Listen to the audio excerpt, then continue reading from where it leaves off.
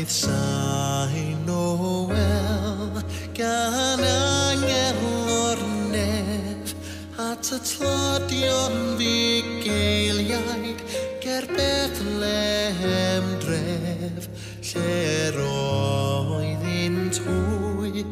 yn gwylio ei braidd yn ddyn o seiafo